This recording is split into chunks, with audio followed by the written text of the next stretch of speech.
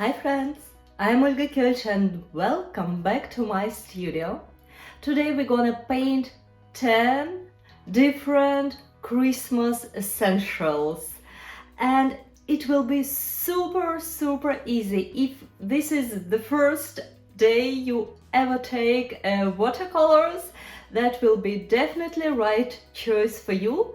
If you are a watercolor pro, just welcome and let's have fun and get these Christmas vibes. So let's start. For today's painting, I'm going to use just one brush, round synthetic brush, relatively big one from 8 to 12, mine is number 12, with very nice fine tip. And first I'm going to paint a pine tree branch. I always recommend you to think in curves, paint in curves, so train with your hand the direction and paint with burnt sienna a nice brush stroke. Wash your brush, get the mixture of phthalo green and burnt sienna. Together they give this perfect Christmas shades of green, and let's put your brush right in the top of the branch, and from this top of the branch you paint brush strokes. You could paint them in different directions, what's more handy for you. From the branch to the edges, or from the edges back to the branch. Nice things to keep in mind that usually these needles grows from one spot. Usually it's 2 or 3 needles coming out of one spot, and that's what's nice to emulate. Or also very nice to paint some intersections, which might be a bit of scary, but that's all right. That creates this volume. And the other thing about the volume, not overdo it. Try not to overpaint it. No need to paint all these dozens of needles. We need to show the impression and the direction of these, how all these things grows. It's nice when you could paint them relatively thin. That's why you need a nice brush with very fine tip of your brush, and you need a bit of a practice to paint these tiny strokes. But trust me, that's the best practice you could do. Instead of just painting brush strokes, which is boring, once you paint 1 or 2 or 5 pine tree branches, you will be very good with these tiny little brush strokes.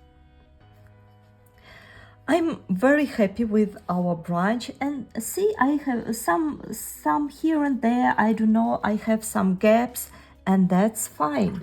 That's what makes our painting loose, airy and nice. As a final touch, I take again burnt sienna and add these small little buds along the branch, especially in the clusters where needles connect one to each other, and I make this branch a little bit longer. To paint a pine cone on a branch, I will paint slightly different. I will paint a spruce branch with smaller needles, and with a hint of green will be with hint of ultramarine blue for the variety, for the difference, and it has a shorter strokes. So here we trained the longer strokes. Now we could train a shorter brush strokes, which is also very handy. Try to avoid being too ornamental, which means don't paint all these needles in one direction. Add some intersection, add some variety. I keep the area for pine cone just here, and now I paint a few needles around, just like this. Now I wash my brush and I go back to the burnt sienna. I set my pine cone on a small branch, and now what I'm doing, I just paint my pine cone with brush stamps. It's not even brush strokes, because what I'm doing, I'm literally make stamps. The trick is to leave some white area in between, and remember that pine cone parts, they are big on the top and they get smaller on the bottom. So if I pressed my brush almost the whole length on the top, the more I go to the end, the less area I press to the paper. Nice, easy, isn't it? And to add some contrast, I would like to use sepia. It's the darker brown. I just, in some areas, very carefully, just in a few areas, I add some strokes and I let it flow. This part looks a bit lonely, so it's a call to add some needles around. Again, nice to add some texture with the tip of the brush, some variety, maybe even few details which goes around our pine cone. For Poinsettia flower, which is red, I'm taking red color, Windsor red. You could use any red what you have, and I start with the middle. I put some dots in the middle. I wash my brush and I just drag out the color from the middle to outside, and I shape the petals. In principle, what I'm doing now, I just drag out the color from the middle to outside, and I'm shaping one petal by another one. I try to leave a little bit of white space to emulate this middle line of Poinsettia flower. And now I go with the second flow, which will be underneath this one. I take bold red, mix, I go a little bit around and paint the bottom layer of Poinsettia. I try to leave as much of white areas around as possible, and I try to leave the middle line untouched. Just small, little, tiny area of untouched paper.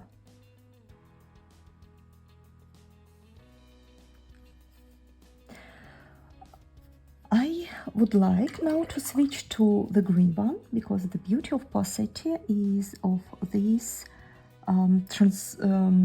transforming, how it transforms from red petals to green petals. So suddenly, instead of red petals, I switch to green, and I let all the petals just mix with each other. And with the same green color, I would like to add some texture in between, in the middle of the flower. And some tiny little details. No need to paint all these details. That's way enough to show our beautiful poinsettia flower. Holly berry. I start with middle line of each and every leaf.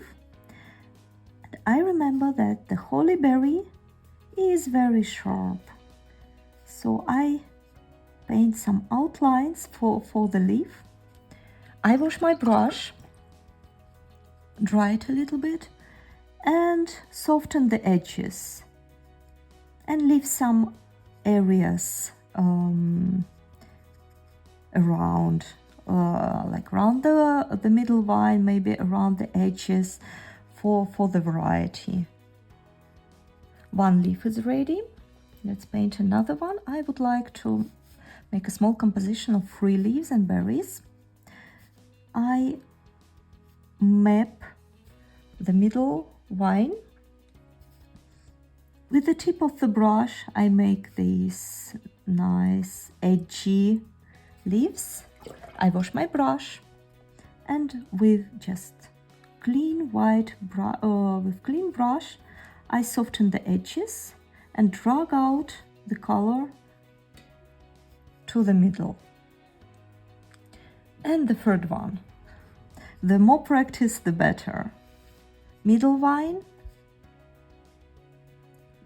curvy, sharp leaves. Wash the brush and soften the edges. Drag out the color to the middle of the leaf.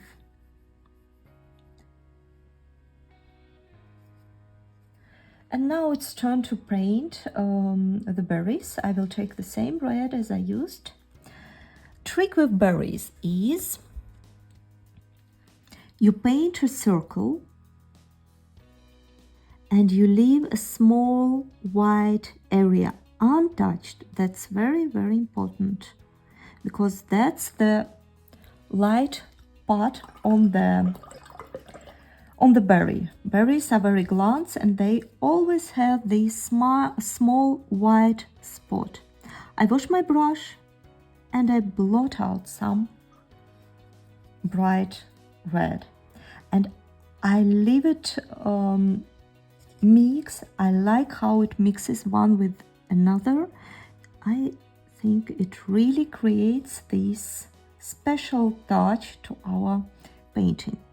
Second berry, white area, and not to forget about it, just paint it first and then paint around this white area, but try not to do it in the middle. Should be always a little bit on the back. Wash your brush and just blot out some red, some product from here, from the berry. And I think the third one would be nice. White area. And for the contrast, I will leave it like this, relatively bold. Mistletoe branch. I map out how the branch will grow. I paint these long leaves. I paint leaf in one direction, C-stroke, and from the top I make a soft round edge and I go back, just like this. If that's too much product on your brush, just leave it on the paper towel and add more of leaves. Do not forget to leave round edges, to create round edges. That's what will be very distinctive for this plant. these round edges. I keep this area untouched for the berries. So again, one long brush stroke in one direction, round, point, and go back. Round stroke, one, another side. Let's paint berries inside. Berries are white, and to paint white, we can't paint white on white, so we will paint gray with a hint of pink. It's mixture of phthalo green and quinacridone rose, but very, very, very very diluted. But the same principle as with hollyberry. We painted a round shape, leave some untouched area, and now it looks too dark. So I wash my brush, I dry my brush with paper towel, and I blot out all the product. Now it's much better. Let's paint the second one. Same principle. Some white area, gray product around. Wash your brush, dry your brush with a paper towel, and go again and blot out the product. Let's paint the third one, I think here on the top. White area, product, gray product. Don't be afraid that right now it looks a bit too gray. You wash your brush and blot out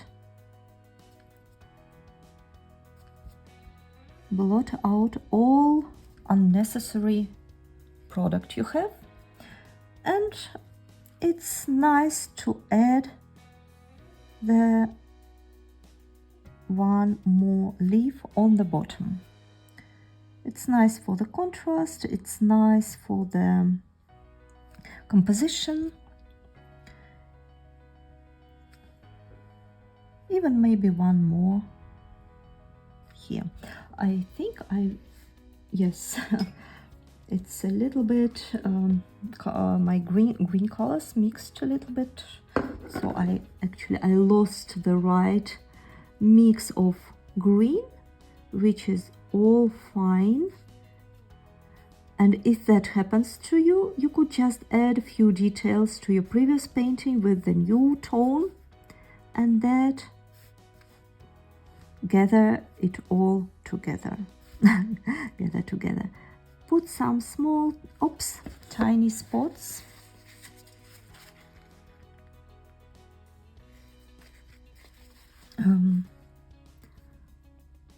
On the dry berries, just like this. Eucalyptus branch is also very popular for winter greenery. I start with the branch. With the tip of the brush, I create the top leaf, and I press a little bit to the bottom and let it go. And another leaf. I start with the tip of the brush, I press it a little bit on the paper, wiggle a little bit, and let it go. So that's how we create these leaves. And it's nice to add some leaf right in between, or right in the middle, which face on us.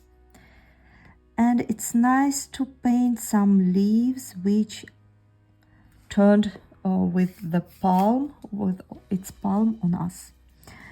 And some leaves could be very thin. We could see only the edge. And some leaves could be very bold.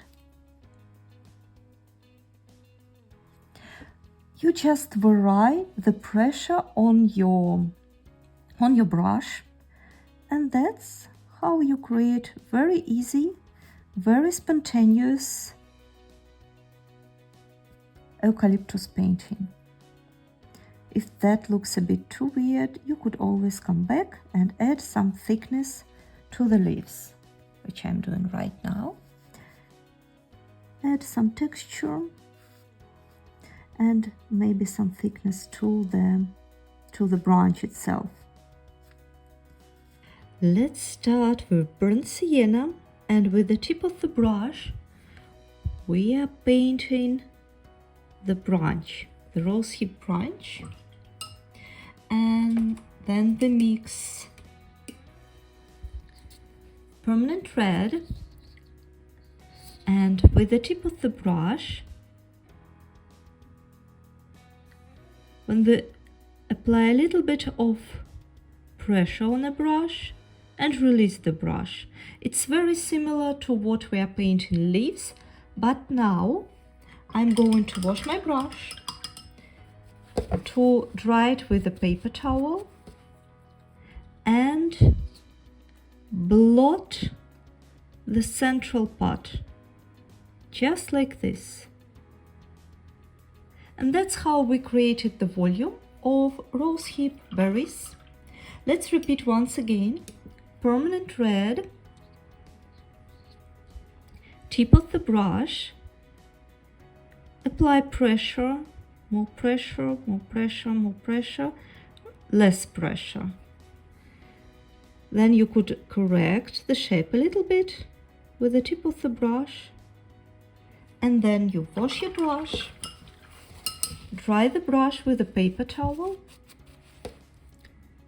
and blot the central part of the berry.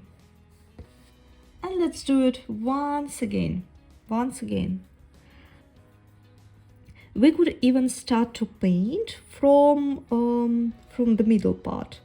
Small little branch with the tip of the brush. Then we apply pressure and release the pressure and correct the shape a little bit. Wash your brush, dry your brush with a paper towel and blot the middle part. While these red parts are still wet, I would like to add small tiny little details. These dried ends of the berries, just with the tip of the brush. And let's take our green color and paint few leaves. The fun part is that the principle is the same. More pressure, less pressure. Just in this case, you could add some texture with the tip of the brush, some random texture. And once again, tip of the brush, apply some pressure, wiggle around, and this is it. And some texture around. And once again, you could paint leaves from the top to bottom, from bottom to top, what's more handy for you. Tip of the brush, more pressure, less pressure, and some lovely texture around. And the last one, more pressure, wiggle, less pressure, and some tiny little details. If you think that the puddle is a little bit too much, dry your brush and blot the color.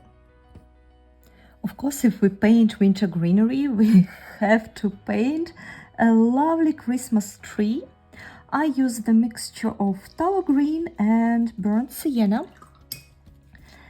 I start relatively bold because I'm going to add some water and dilute it. I'm going to paint more like home version of Christmas tree, not the one you see in their nature, the one which you decorate at home. And usually their branches grows a little bit up, because in the nature branches usually goes a little bit down because they have snow on it, and which is heavy, and that's just physics. So with small tiny strokes, I shape our Christmas tree. And what I love to do, I love to here and there wash my brush, dry my brush, and dilute and soften the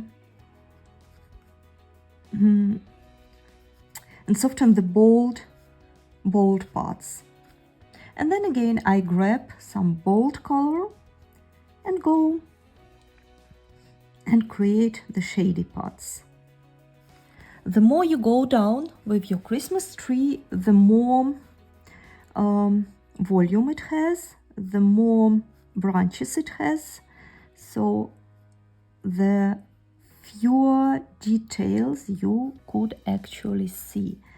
So first you create the shades with some random brush strokes. Just always keep in mind that we are painting the tree, which grows a little bit up, which keeps its branches a little bit up.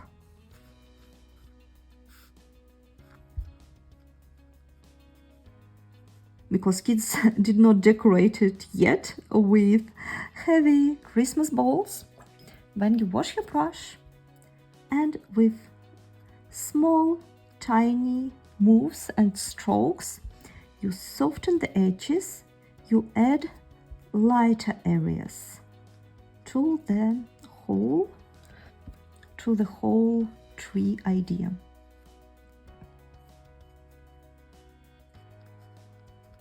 And it doesn't mean that you go all over with your brush. You just carefully add same brush strokes, same moves of your wrist, same movements. Just you vary the boldness and boldness of your color and the shade of your color. And on the very, very bottom, it's okay to add it, to paint it slightly bold, just like this.